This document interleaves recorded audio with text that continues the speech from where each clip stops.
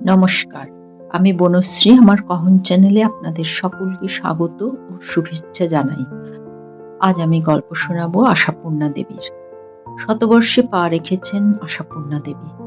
আজও তাকে নিয়ে পাঠকের প্রবল আগ্রহ। তার কোনো কৃত্রিমতা নেই, ভারী ভারী তত্ত্ব নেই। আজ আমি তারই রচিত গল্প শোনাবো। গল্পের নাম সাক্ষ্য প্রমাণের দেয়ালরা। পটল দত্ত নামের ব্যক্তিটি কে ছিলেন, কোন সাল তারিখে কোন পুণ্যবান পিতামাতার ঘরে তার আবির্ভাব ঘটেছিল, আর কোন মহৎ গুণের ফলে একদা খাস কলকাতার প্রায় মধ্যখানের এই ভূমিটিতে তার নামে একটি লেনে উৎসর্গীকৃত হয়েছিল, সে ইতিহাস পটল দত্ত লেনের দীর্ঘদিনের বাসিন্দাদেরও জানা নেই। জানবার জন্যেও মাথা ব্যথা নেই অবশ্য, কারণ ওই নিয়ে মাথা ধরাবার মতো মাথাও তো নেই তেমন কারো। তবে কোনো মহৎ গুণেরই যে অধিকারী থাকতে হবে এমন ভাবারও কারণ নেই। সেকালের কলকাতা ছিল বড় উদার, অকৃপণ আর ভালোবাসা প্রবণ।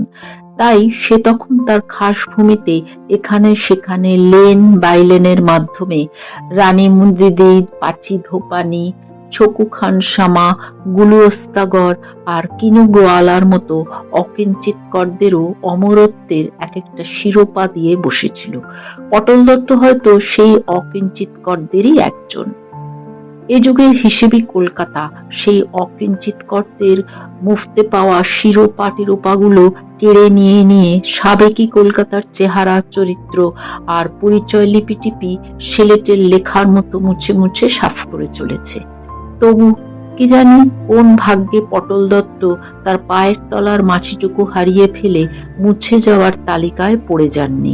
তিনি এখনো তার প্রাচীনত্ব আর অমরত্বটি, অর্থাৎ মুফতে পেয়ে যাওয়া পরিচয়টুকু নিয়ে এখনো টিকে আছেন। অবশ্য যেন একখানা জৌলসীন জীর্ণ বিবর্ণ চাদর গায়ে জড়িয়ে বসে নিরুচ্চার নিস্তেজ শেষের দিন রাত্রিগুলিকে গুনে চলবার জন্যে। তবে আদ্যিকাল থেকেই এই পটল দত্ত লেনের বাসিন্দারা স্তিমিত, নির্লিপ্ত, নিরুত্তাপী। এদের জীবনযাত্রার মধ্যে যেন আবাহনও নেই, বিসর্জনও নেই। কোনো কিছুতেই এরা তেমন উত্তাল হয় না, আলোড়িত হয় না, উচ্চকিত হয় না, অন্তত সমবেতভাবে তো নয়ই। মাছের আশ ছড়ানো আর নর্দমার ধারে ধারে জমিয়ে জমিয়ে রাখা জঞ্জালের স্তূপ সাজানো এই পটল দত্ত লেনটার দুধারে জীর্ণ বিবর্ণ নোনা ধরা ইট বার করা বাড়ির সারি একেবারে ঠাস বুনুনি। জীবন ভোর ঘেঁষাঘেঁষি পাশাপাশি বাস করার দরুন মোটামুটি পরিচয় আছে সকলের সঙ্গে সকলেরই, কিন্তু কারোর সঙ্গে কারোরই তেমন দহরম মহরম নেই। যে যার নিজ নিজ দৈনন্দিনের দায় বহন করতে করতে একটি স্তিমিত ছন্দে এগিয়ে চলে। মাঝে মধ্যে ব্যক্তিগতভাবে হয়তো কাউকে কাউকে ক্ষোভে ফেটে পড়তে দেখা যায়। তা সেটা হয়তো কেরোসিনের লাইন ঘটিত কোনো ঘটনায় বা মাছের বাজারের কোনো মেছুরের অগ্রাহ্য আর হেনস্থায়। তাতে অনেকের যোগ নেই। আবার পুরো পটল দত্ত লেনটা গৌরবে আলোড়িত হওয়ার মতো কোনো ঘটনাও পটল দত্ত লেনের জীবনে কখনো ঘটেছে বলে মনে পড়ে না। স্মরণকালের মধ্যে এখানের কোনো ছেলে মেয়ের নাম মাধ্যমিকে প্রথম 10 জনের তালিকায় ওঠেনি, এটা নিশ্চিত। উঠলে হয়তো ইতিহাস হয়ে থাকতো। পটল দত্ত লেনের কেউ মোহনবাগান ইস্টবেঙ্গলের সাপোর্টারের ভূমিকায় ছাড়া অন্য কোনো ভূমিকায় নামেনি। এখানের কোনো ছেলে মেয়েও দেশ বিদেশে খেলতে যাবার আর সোনা জিতে আনার ক্ষীণতম স্বপ্নেও লালন করে না। পর্বত অভিযানের দুঃসাহসিক অভিযানের কথা ভাবতেও জানে না। পটল দত্ত লেনের টিনেজাররা ভাবতে শেখে না টিনেজার নামক একটা গৌরবজনক পরিচয়ের ছাড়পত্র আছে তাদের। পটল দত্ত লেন একেবারে নির্ভেজাল মধ্যবিত্ত পাড়া। হ্যাঁ, মধ্যবিত্তই। এখানের অধিবাসীরা যেমন কেউ কখনোই হঠাৎ আঙুল ফুলে কলা গাছ হয়ে ওঠেনি, তেমনি ক্রমশ কাউকে দারিদ্র সীমার নিচেও নেমে যেতে দেখা যায়নি। মোটামুটি রসে বসে আর খরা বর্ষার ভারসাম্যটুকু রক্ষা করতে করতে টিকেই আছে একই পরিচয়, মধ্যবিত্ত। এটাই যথার্থ পরিচয়। অনেকেরই বাড়ির বাইরের চেহারাটার সঙ্গে ভিতরের চেহারার বেশ খানিকটা তফাৎ। বাড়ির বাইরের দেয়ালে পলেস্তারা বোলাবার ক্ষমতায় না কুলোলেও ভেতরের দেয়াল রং আছে, রঙিন পর্দা, রঙিন বেড কভার, আলনায় আলমারিতে রঙিন শাড়ির প্রাচুর্য আছে। ফ্রিজ আছে, গ্যাসের উনুন আছে, আর রঙিন না হোক সাদা কালো টিভিও আছে।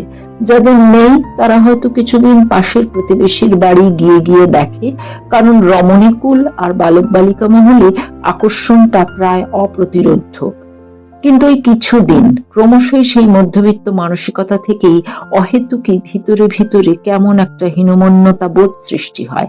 সে বোধ শান্তিটি খোঁচায়, আর তার ফলশ্রুতিতেই মরে পিটেও একটা টিভি সেট কিনে ফেলা হয়, ইনস্টলমেন্টেই হয়তো। তবে বাড়িগুলোর বাইরের সঙ্গে ঘরের চেহারার এমন পার্থক্যের মোটামুটি কারণটি অবশ্য এগুলির বাসিন্দাদের অধিকাংশই বাড়ির মালিক নয়, ভাড়াটে।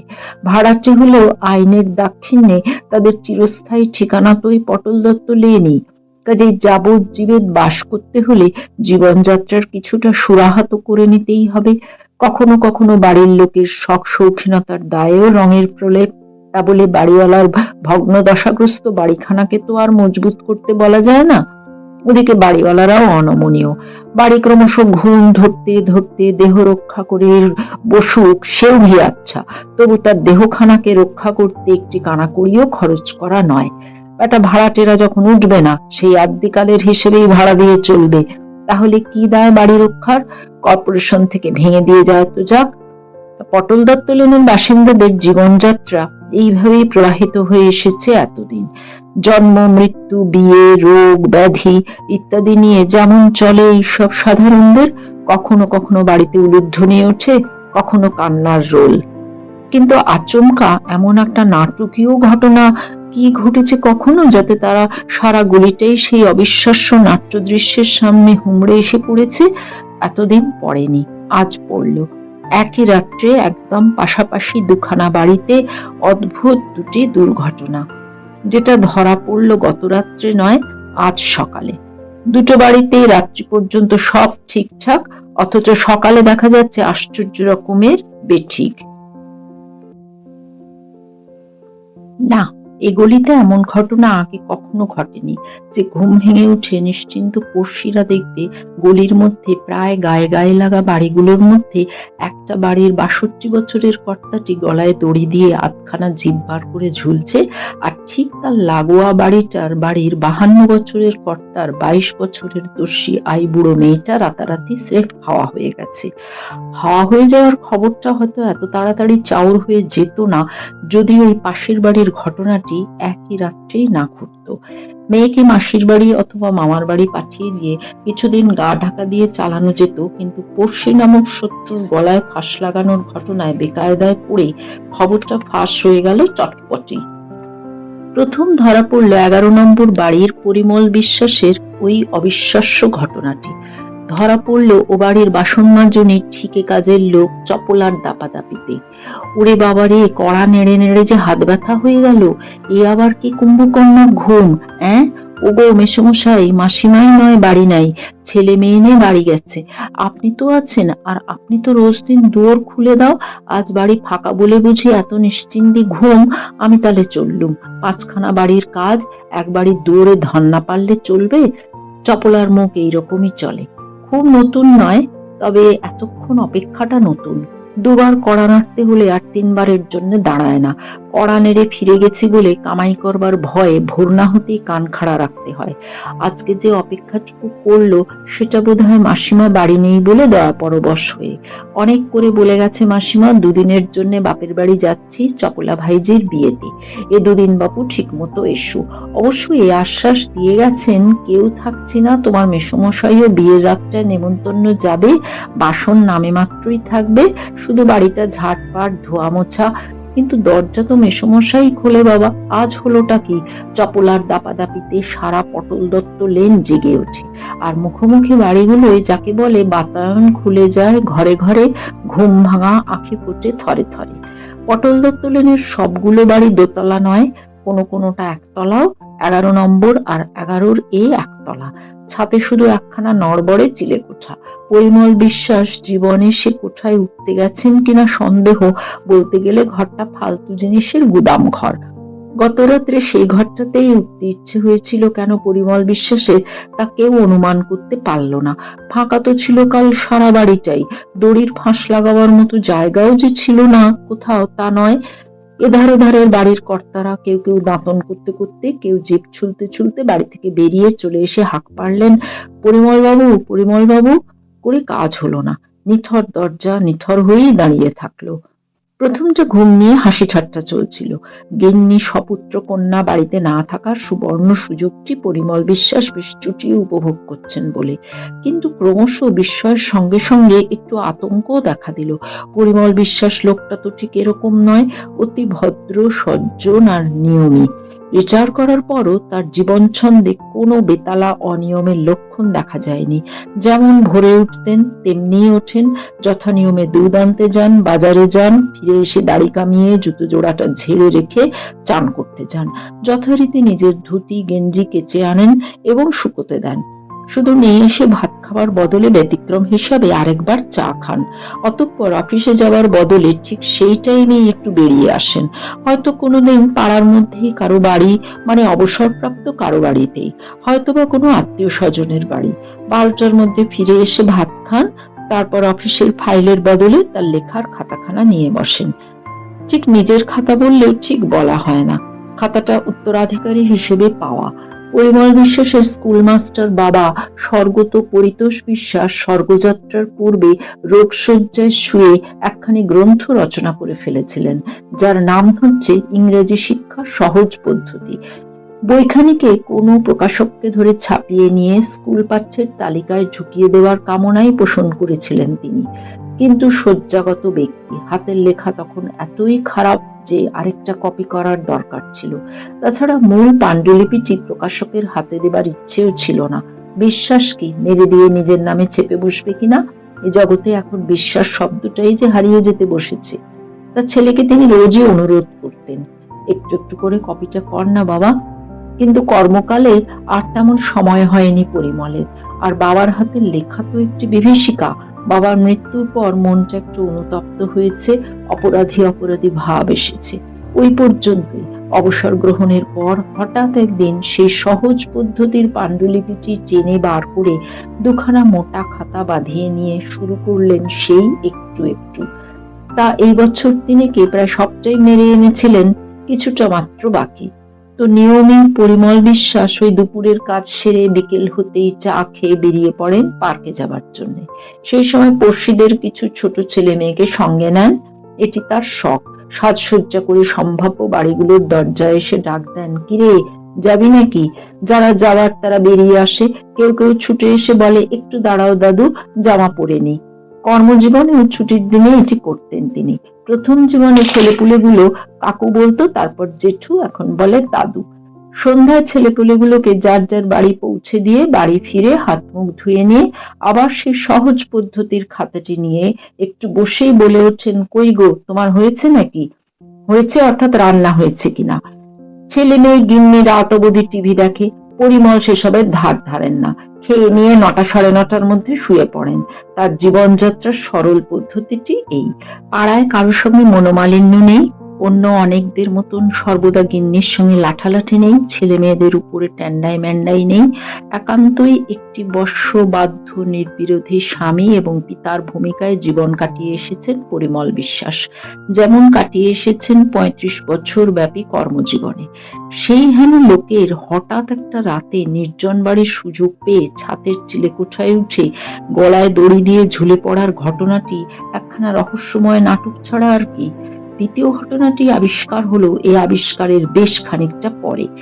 চপলা ঠিকরে চলে যাবার পরও পাড়ার কজন কিছুক্ষণ কড়া নাড়ানাড়ি আর দরজা ধাক্কাধাক্কি এবং গলা ফাটাফাটির পর হতাশের মুহূর্তে হঠাৎ সামনের দোতলা বাড়ির গিন্নি বলে উঠলেন, আচ্ছা তরুদের বাড়ির ছাদ দিয়ে তো বিশ্বাস বাড়িতে যাওয়া যায়, যখন তখনই তো দেখি দুবাড়ির মেয়ে মানুষরা ছাতের পাঁচিল টপকে বাড়ি ও বাড়ি করছে।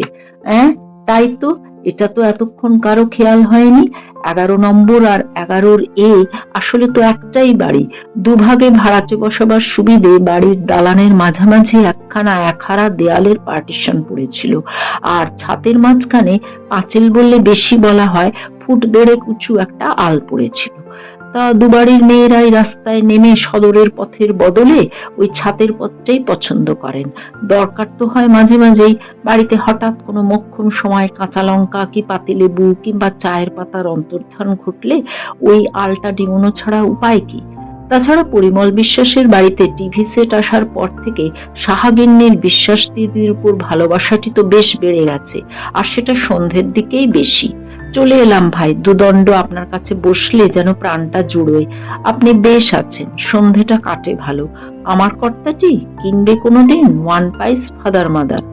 যদিও পরিমল গিন্নি সতীনঝির প্রতি নিষ্করুণ দুর্ব্যবহারের জন্য সাহাবাবুর দ্বিতীয় পক্ষটিকে দুচক্ষের বিষ দেখেন এবং তার নিন্দে শতমুখ হন, তবু এরকম ক্ষেত্রে অমায়িক গলায় বলতেই হয়, ও মা, আরো একটা কেনার দরকারটাই বা কি? এটা তো একটাই বাড়ি, ইচ্ছে হলেই চলে আসবে। আবার ক্রমশ এও বলতে হয়, কি ভাই কাল এলে না? কাল একটা ভালো ছবি দিয়েছিল। তা এরকম তো বলতেই হয়, এটাই সংসারের দস্তুর। এর নামই ভদ্রতা, সৌজন্য। বয়সের বেশ পার্থক্য, তবু ভাই বলতে হয়। তো টিভি দেখার আসরে অবশ্য তরুকে দেখা যায় না, দেখা যায় তার সৎমার মেয়েদের, মায়ের কুচোটা পর্যন্ত। পাঁচ পাঁচটাই তো মেয়ে, তা বলে সতীনের ধিঙ্গি অবতার মেয়েটিকে তো নিয়ে আসা যায় না। সংসারে কাজ নেই, তার বাপ 10টা ঝি রাঁধুনি রেখেছে, তিনি আর কতটা কি করে উঠতে পারবেন? বাতের শরীর, হার্টের ব্যামো, মাথা ধরুনির ধাত, সে সময় আসে না তরু। তবে কখনো কখনো ওই পাতিলেবু কাঁচা লঙ্কার দায়ে ছাদ ডিঙিয়ে চলে আসতে হয় তাকে এ বাড়িতে। তবে তরু হচ্ছে পরিমলের একদা পার্কে বেড়াতে নিয়ে যাবার শিশু বাহিনীর প্রাক্তন সদস্যা। তাই এলেই আর ভাগ্যক্রমে পরিমলের সঙ্গে দেখা হয়ে গেলেই বলে ওঠে, ও জেঠু, তোমার সেই সহজ পদ্ধতি কবে বই হয়ে বেরোবে গো? হলেই কিন্তু আমায় একখানা দিতে হবে। মনে আছে তো? দিন সত্যি করে রেখেছো বাবা। ঝাঁ করেই চলে যেতে হয়, তবু দাঁড়িয়ে পড়ে বলে, জেঠু, সত্যি সত্যি সহজে ইংরেজি শিখে ফেলা যাবে? পাড়ার মধ্যে তরুর অবস্থায় আর সব মেয়েদের থেকে হেনস্থা। তবু তরুই মনে মনে স্বপ্ন দেখতে শিখেছে। তার স্বপ্ন সে ইংরেজি শিখে যা হোক একটু চাকরি জোগাড় করে নিয়ে নিজের পায়ে দাঁড়াবে, অন্তত নিজের খরচটা চালাবে। সকল বিষয়ে হাত তোলা হয়ে থাকার মতো দুঃখ আর নেই জেঠু। মাঝে মাঝে গলায় দড়ি দিয়ে মরতে ইচ্ছে করে। জেঠু বলেন, ধ্যাৎ, কি যা তা কথা। কেন রে বাপু, বিয়ে টিয়ে হবে না? তখন কি আর এমন অবস্থা থাকবে? বিয়ে? তরু হাসে। ওই আনন্দেই থাকো জেঠু। অভয়পদ সাহা নইলে আর কে গাঁটের কড়ি খরচা করে মেয়ের বিয়ে দেবে, তাও একটা বিনেমাইনির চাকরানি হারাতে? তরুকে কেউ লেখাপড়ার সুযোগ দেয়নি। তরুদের বাড়িতে এই ধরনের কথার চাষ। তরু আর এর থেকে মার্জিত ভাষা শিখবে কোথা থেকে? এইটুকু দেরির জন্যই হয়তো তরুকে অশেষ লাঞ্ছনা সইতে হয়। তবু তরু মাঝে মাঝেই জেঠুর সঙ্গে একটু কথা কয়ে যায়। আচ্ছা জেঠু, এই যে এত এত লোক নিরুদ্দেশ হয়ে যায়, কোথায় যায় তারা? কোথায় থাকে, কি খায়? আচ্ছা জেঠু, কত বয়স হলে তাকে সাবালক বলে? জেঠু বলেন, তোর মাথায় এমন উদ্ভট উদ্ভট কথা কোথা থেকে আসে বলতো? মেয়েটা হেহি করে হাসে। চিরকালই তো আমি উদ্ভট জেঠু। সেই ছোটবেলায় পার্কে বেড়ানোর সময় বলতে না, তরু, তোর কি সবই অদ্ভুত, উদ্ভট। ছুটোছুটি খেলা না খেলে ঘাসের ফুল ছিঁড়ে ছিঁড়ে জমা করছিস, ও ফুলে কি হবে শুনি? সৎমাও বলে, ও মেয়ে কি সবই সৃষ্টি ছাড়া? কথা শুনলে হাড় পিত্তি জ্বলে যায়, ভাবভঙ্গি দেখলে গায়ে বিষ ছড়ায়। আর আজ সেই মেয়ের কারণে হাড়ে হিম, চোখে সর্ষে ফুল। দোতলা বাড়ির গিন্নির কথায় দরজা ঠাঙানেওয়ালারা চমকে বলে, তাই তো, এটা তো খেয়াল ছিল না। আর সেই খেয়ালটা করতে গিয়ে খেয়াল হয় এই ভিড়ের মধ্যে সাহাবাবুর আশ্চর্য রকম অনুপস্থিতি। তার বাড়ির দরজাটি এখনো খোলা হয়নি, ভিতর থেকে বন্ধ। তবে হ্যাঁ, কড়া নাড়া দিতে খুলল দরজা। এরা বললেন, কি অভয় বাবু, আপনারই আজ হলোটা কি? এত কাণ্ড, ঘুম ভাঙেনি? দুটো বাড়িতেই কেউ নিদুলি মন্তর পড়ে গেছে নাকি? শুনুন, তরুকে বলুন তো ছাদ দিয়ে নেমে পরিমল বাবুর বাড়ির দরজাটা খুলে দিতে, আর দেখেও নি কি হয়েছে পরিমল বাবুর। কেন, কি ব্যাপার? কি ব্যাপার, কিছুই টের পাননি? আশ্চর্য, ওনার বাড়িতে আজ কেউ নেই, অথচ এখনো পর্যন্ত দরজা খুলছেন না। ডেকে ডেকে সবাই হার মেনে গেলাম। শেষ চেষ্টা করতেই আপনাদের বলা, না হলে পুলিশ ডাকতে হবে।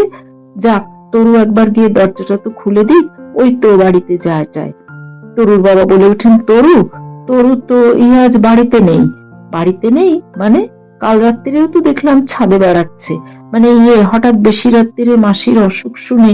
মাসির অসুখ? আপনি যে তাজ্জব করলেন মশাই, তরুর আবার মাসি এলো কোথা থেকে? মামা মাসির কথা তো কেউ কখনো শোনেনি।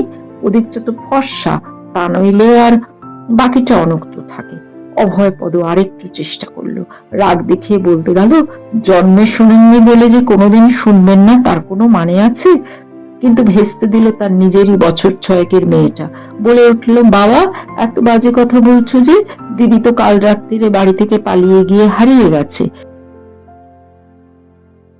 অভয়পদর হাউমাউ করে কাঁদা ছাড়া আর কি করার আছে? হারামজাদি আমার মুখের উপরে ঠাস করে চড় বসিয়ে দিয়ে চলে গেছে দাদা। লিখে রেখে গেছে, এ জীবন অসহ্য, চলে যাচ্ছি, আর ফিরছি না। কার সঙ্গে ভিড়ে কোন চুলোয় চলে গেছেন তা ভগবান জানেন। থামুন মশাই। নিজের মেয়ে সম্বন্ধে এভাবে আরো চালাচ্ছিল লোকটা। দাবড়ানি খেয়ে থামলো। অতঃপর ছাদের পথে নেমেই পরিমল বিশ্বাসের খবরও মিলল। না, তিনি জ্বরে বেহুশ হয়ে পড়ে নেই, কিংবা পড়ে আছাড় খেয়ে হাড় ভেঙেও পড়ে নেই। তিনি হঠাৎ তার সংসারের মুখের উপরে একখানা থাপ্পড় বসিয়ে দিয়ে চলে না গিয়ে কড়িকাঠ থেকে ঝুলছেন। অতঃপর যা যা ঘটবার তা ঘটতে থাকলো। পুলিশ এলো, পরিমল গিন্নির ভাইজির বিয়ের নেমন্তন্ন খাওয়া মাথায় উঠল, এবং শোকে কাতর অথবা পাথর না হয়ে তিনি ওই বিশ্বাসঘাতক পরিমল বিশ্বাসের নামে গলা তুলে গালাগাল চালিয়ে যেতে লাগলেন। এ যে শুধু তার উপর প্রতিহিংসা সাধন ছাড়া আর কিছু নয়, তা তিনি ভালোই বুঝছেন। ওই যে দুদিনের জন্য একটু আমোদ আহ্লাদ করতে গেছি, প্রাণে সইল না। তুচ্ছ কারণে এত বড় শাস্তি দেওয়া! তুমি একটা ৬০-৬২ বছরের বুড়ো, আজ বাদে কাল ঘরে ছেলের বউ আসার কথা, আর তুমি কিনা মান দেখিয়ে এইভাবে সংসারের মুখে চুনকালি দিয়ে জব্দ করে গেলে। চিরকাল ভালো মানুষই দেখিয়ে হঠাৎ সামান্য কারণে আমার সঙ্গে এত বড় বিশ্বাসঘাতকতা করে বসলে।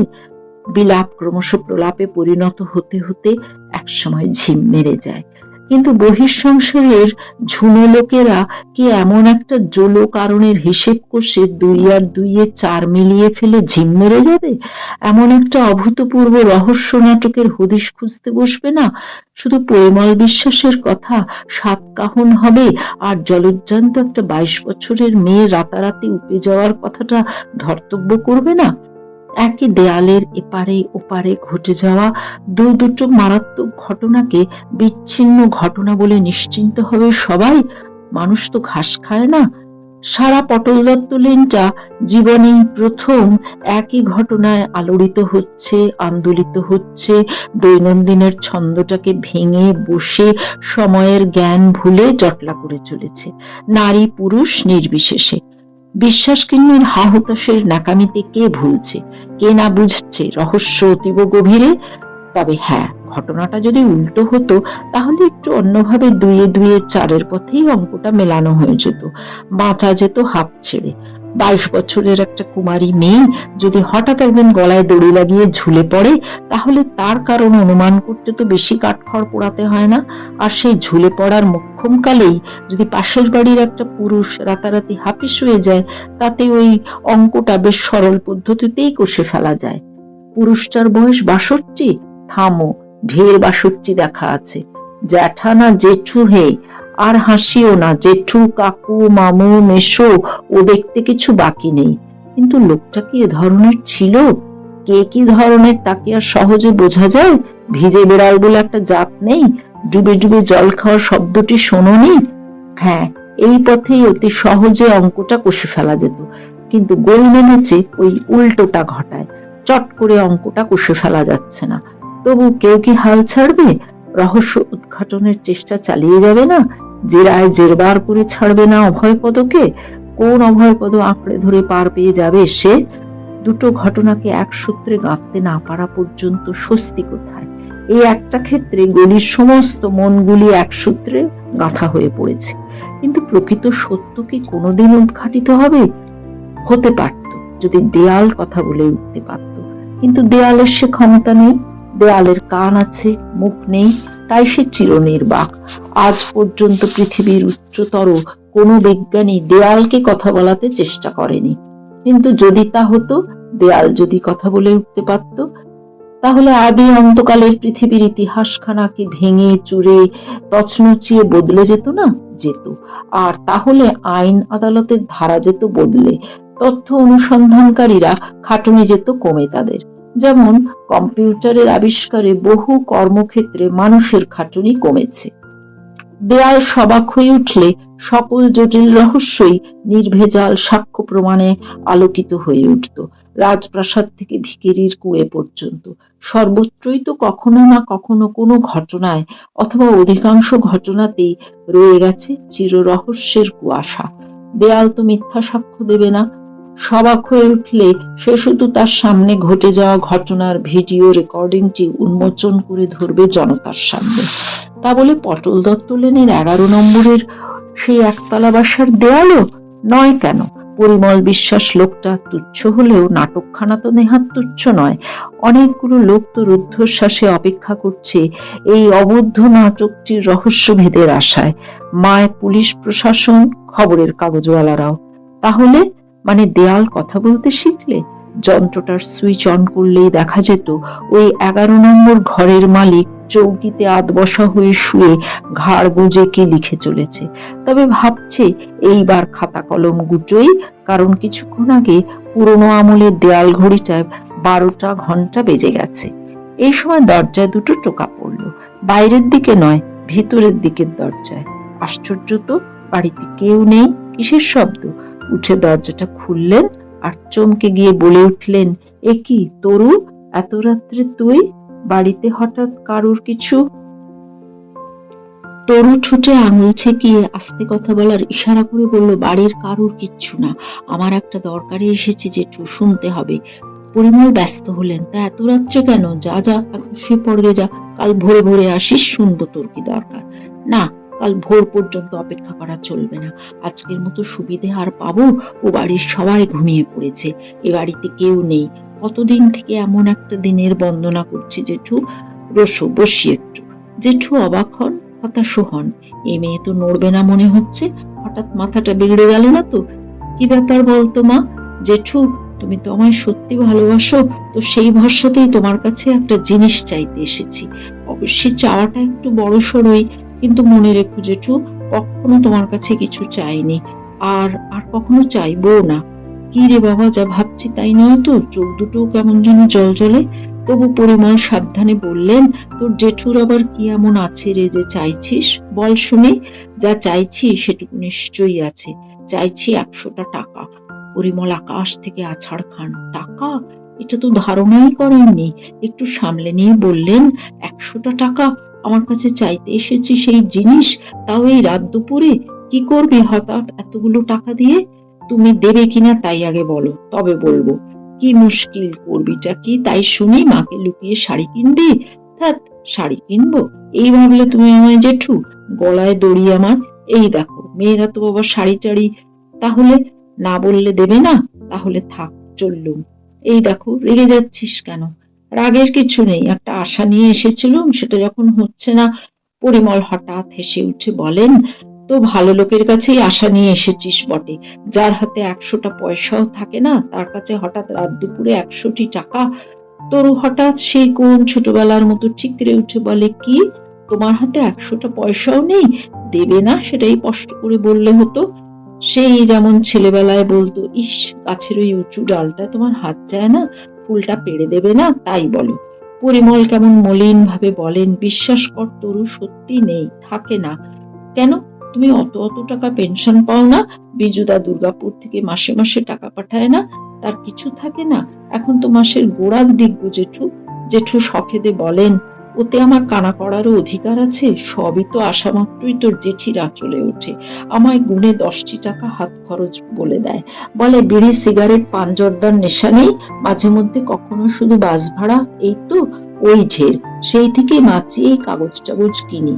তরুর টানা টানা চোখ জোড়া গোল হয়ে যায়। বলো কি জেঠু, এই যে তার চোখ! তরুর অভিজ্ঞতা তো বাপের হাতেই সব। মা চেয়ে চিনতে এবং চুরি চামারি করে যা পারে করে। আর এটা কি?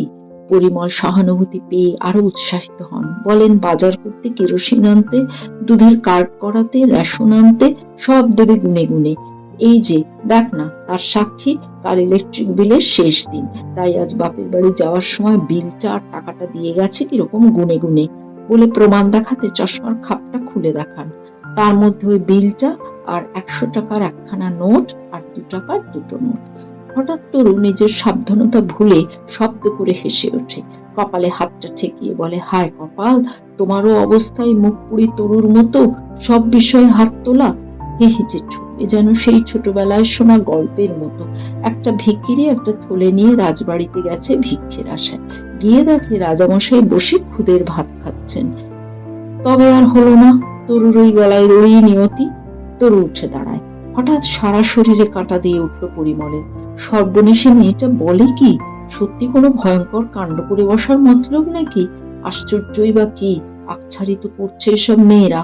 ব্যাকুল ভাবে বলে ওঠেন, আচ্ছা আমি না হয় তোকে এই টাকাটাই দিয়ে দিচ্ছি, আলোর বিল 2 দিন পরে দিলেও চলবে। এখন বল তুই নিয়ে কি করবি?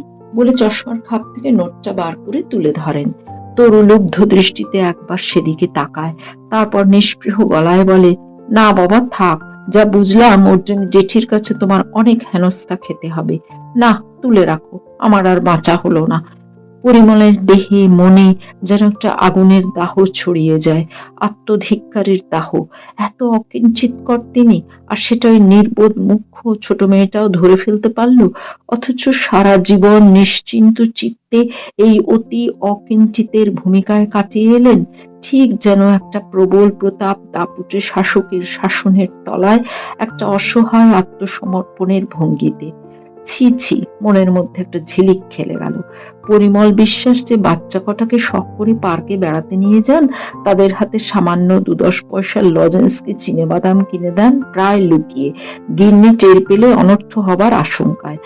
অথচ তিনি নিজে তার ভাইজির বিয়েতে 300 টাকার শাড়ি নিয়ে গেলেন, না হলে নাকি মুখ থাকবে না। পরিমল টু শব্দ করতে সাহস করলেন না, পরিমল কখনো তেমন সাহস দেখাতে পারেন না। আশ্চর্য, এই জীবনটাই অম্লান মনে বহন করে চলে আসছেন পরিমল। তিনি কখনো দাবি করেননি তারও একটা মুখ আছে, আর সেটা থাকা না থাকার প্রশ্নও থাকতে পারে। তরু বলছে তার জীবনটা কেনা চাকরানির জীবন, পরিমলেরই বা কৃতদাসের জীবন ছাড়া আর কি। বলে উঠলেন, এই খবরদার চলে যাবি না, দাঁড়া, নে এখানা। এবার তো বলবি কি করবি এটা নিয়ে। কি করব? শোনো, এটা থেকে যত দূরের পর্যন্ত রেলগাড়ির টিকিট কেনা যায় তাই কিনে অনেক অনেক দূরে চলে যাব। চলে যাবি? কোথায় যাবি? হ্যাঁ, কোথায় যাব তা জানি না, চলে যাব এই পর্যন্তই ভেবেছি। হেঁটে হেঁটে কত দূর পর্যন্ত আর নিরুদ্দেশ হওয়া যায় জেঠু, চেনা লোকেরা দেখে ফেলে ধরিয়ে দেবে, তাই যেখানে কেউ চিনতে পারবে না সেইখানে গিয়ে পড়ব। এই জন্যে, এই জন্যে তুই, তরু লক্ষ্মী মেয়ে, দোহাই তোর এমন পাগলামি বুদ্ধি মাথায় আনিস না মা, জানিস না বাইরের পৃথিবীটা শয়তানে ভরা। তরু হঠাৎ ব্যঙ্গের গলায় বলে ওঠে, আর ঘরের পৃথিবীটা শুধু ভগবানে ভরা না। তরু লক্ষ্মী মেয়ে, অমন দুর্মতি করিস না। তার মানে তুমি চাও তরু চিরকাল এই অপমানের জীবনে পড়ে থাকুক, আর নয়তো কিপ্টে বাপের পয়সা বাঁচাতে আর তার দ্বিতীয় পক্ষের গিন্নির মন রাখতে তেনার একটা বদ বিচ্ছিরি নেশাখোর বোনপুর গলায় মালা দিয়ে যাবজ্জীবন নরকবাসের ব্যবস্থা করুক, কেমন? পরিমল দুঃখের গলায় বলেন, কি আশ্চর্য, তাই কি চায় মানুষ? তাহলেও ঝোঁকের মাথায় একটা পাগলামি করে বসাও তো ঠিক নয় মা। ঝোঁকের মাথায় নয় তো জেঠু, অনেক ভেবে ভেবেই তো বলি, তরুর উপর যদি এতই মায়া, তো তাকে দুর্দশা থেকে উদ্ধার করতে পারো না? পরিমল বিষণ্ণ গলায় বলেন, পরের মেয়ের উপর কার কি হাত বল? তরু হঠাৎ একটু কঠিন হাসি হেসে বলে, ওই তো স্রেফ গাটি ঝাড়া, পরের মেয়েকে ঘরে এনে ফেললেই যে তার উপর হাত থাকে, এ কথা তো কই মনে পড়লো না জেঠু। তোমরা আর আমরা তো একই জাত। থাক, আর তরুকে নিয়ে মাথা ব্যথা করতে হবে না। পরিমল বিশ্বাস হতচকিত হয়ে যান। পরিমল বিশ্বাসের চোখের সামনে থেকে যেন একটা কুয়াশার পর্দা সরে যায়। পরিমল তার উপরে ভালোবাসায় বিশ্বস্ত অভিমানী মেয়েটার মুখের দিকে তাকিয়ে দেখেন। মেয়েটা তো সত্যি অসুন্দর নয়, তার ঘরে বেমানানো নয়, তবু একটা দীর্ঘশ্বাস পড়ে। তাতেই কি আমার হাত আছে রে তরু? আমি এ সংসারের কিছুরই মালিক নই। বুঝলাম, দেখছি তোমার অবস্থা আমার থেকে খুব উঁচু দরের নয়, নেহাতেই নিরুপায় বেচারি। যাকগে, শুধু শুধু তোমায় জ্বালাতন করে গেলাম জেঠু, চলি। অগতির শেষ গতি তো হাতেই আছে। তবু এক্ষুনি মরে যেতে ইচ্ছে হচ্ছিল না গো জেঠু। তাই ভেবেছিলাম শেষমেশ একটা পরীক্ষা করে দেখি না, যদি বাঁচার পথ পাওয়া যায়। দূর, তার হতে হচ্ছে না। আচ্ছা, তাহলে এই শেষ দেখা জেঠু, বলে চট করে উঠে দাঁড়িয়ে সিঁড়ির দরজার দিকে এগিয়ে যায়। পরিমল তাহলে নিশ্চেষ্ট হয়ে বসে থাকবেন ওই মেয়েটার নিশ্চিত পথটার দিকে এগিয়ে যাওয়াটা দেখতে। উঠে এগিয়ে যান, ব্যাকুল ভাবে বলেন, তবে তাই যা, যদি এইটুকুতেই তোর কোনো সুবিধে হয়, অন্য কোনো সর্বনেশে কাণ্ড করে বসিস নে মা। তরু ফিরে দাঁড়ায়, বলে, তাই বলছো? তবে দাও। আচ্ছা, তাহলে আশীর্বাদ করো যেন বাঁচতে পাই পৃথিবীতে। শয়তান তো আছেই, কিন্তু ভগবান কি একেবারেই নেই? হ্যাঁ বলো, থাকতেও তো পারে। এই তো তুমিও তো আছো। বলে চট করে একটা প্রণাম করে বিদ্যুৎ গতিতে সিঁড়ি দিয়ে উঠে চলে যায়, নোটখানাকে ব্লাউজের মধ্যে পুরে ফেলে। কিছুক্ষণ কি অনড় হয়ে দাঁড়িয়ে পড়েছিলেন পরিমল, হয়তো সামান্য ক্ষণই। তারপরে হঠাৎ ভয়ঙ্কর ব্যাকুল হয়ে ওঠেন। এ তিনি কি করলেন? একটা নির্বোধ মুখ্য মেয়ের আবেগে ভুলে তাকে বাঘের মুখে এগিয়ে যাওয়ার সহায়তা করে বসলেন। কি করবেন তিনি? কি করবেন এখন? ছুটে গিয়ে ওর বাপকে সাবধান করে আসবেন? তারপর সে পরম বিশ্বাসঘাতক মুখটাকে আবার কখনো দেখাতে পারবেন ওকে? আর তাতেই কি ওকে বাঁচাতে পারবেন? এই গভীর রাত্রে অভয় সাহার যুবতী মেয়েটা কেন পাশের বাড়ির ছাদের পাঁচিল ডিঙিয়ে দৈবক্রমে সে রাতে নির্জন হয়ে যাওয়া বাড়িখানায় ঝুঁকে এসে পরিমল বিশ্বাস নামের লোকটার কাছে নিজের এই অসমসাহসিক বাসনার কথা জানাতে বসেছিল? এ প্রশ্নের উত্তর দিতে হবে না তাকে? তারপরও কি বাঁচার প্রশ্ন থাকবে তার? কিন্তু সে উত্তরটাকে শুধু এই মেয়েটাকেই দিতে হবে? উত্তর দিতে হবে না সেই পরিমল বিশ্বাসকেও? সমস্ত পৃথিবী বলে উঠবে না, কি হে, কেন কেন? পরিমল তার চোখের সামনে সারা পৃথিবীর সেই বিস্ময়, বিদ্রুপ আর সন্দেহতিক্ত মুখটাকে দেখতে পেলেন, যে মুখটা বলে চলেছে কেন, কেন, জবাব দাও। আর তারপর এই একটা মূল্যহীন, অর্থহীন, সম্মান সমীহর বালাইহীন জীবনের বোঝাটা আরো দীর্ঘদিন বয়ে চলতে হবে একটা কালির ছাপ মারা পরিচয় নিয়ে। অথচ অনায়াসেই সেই জবাবদিহির হাত থেকে রেহাই পেতে পারেন পরিমল সমস্ত বিচারককে বুড়ো আঙুল দেখিয়ে। কি আশ্চর্য, সমস্যা সমাধানের এমন একটা সহজ উপায় হাতের মুঠোয় থাকতে এমন ভয় কাঁটা হচ্ছিলেন কেন? কি করব, কি করব ভেবে ছটফটিয়ে মরছিলেন কেন? এই বোধহীনতা কি ৬২ বছর ধরে এই পটল দত্ত লেনের নিথর পাথর পরিবেশের বাতাসে নিঃশ্বাস নিয়ে আসছেন বলে? যে বাতাস মরে থাকাকে বেঁচে আছি বলে ভাবতে শেখায়? শুধু এখানেরই একটা বোকা মুখ্য মেয়ে ওই ভুল শিক্ষার গলতটা ধরে ফেলে জানিয়ে দিয়ে গেল আসলটা কি, কাকে বলে মরা আর কাকে বলে বাঁচা। পটল দত্ত লেন তাই আজ সমবেতভাবে হুমড়ি খেয়ে দেখতে এসেছে লোকটাকে, যে লোকটা আজ হঠাৎ চট করে তার বিবর্ণ খোলসটা ঝেড়ে ফেলে দিয়ে একটা নাটকের নায়ক হয়ে বসেছে। তাই বলে দর্শকরা কেউ কি সেই নায়ককে বাহবা দিচ্ছে? বলছে না, ইস কি বেঈমান, গলায় ফাঁস লাগিয়ে ঝুলে পড়ার আগে একটা সুইসাইড নোট লিখে রেখে যাওয়া উচিত ছিল না তোর? তোর চিরদিনের সংসারটার মুখে একটা থাপ্পড় বসিয়ে দিয়ে তাকে কাঠগড়ায় দাঁড় করিয়ে রেখে কেটে পড়লি? এটা মস্ত একটা বেঈমানি নয়? এসব কথারও কিছু কিছু থাকবে ওই দেয়ালেই।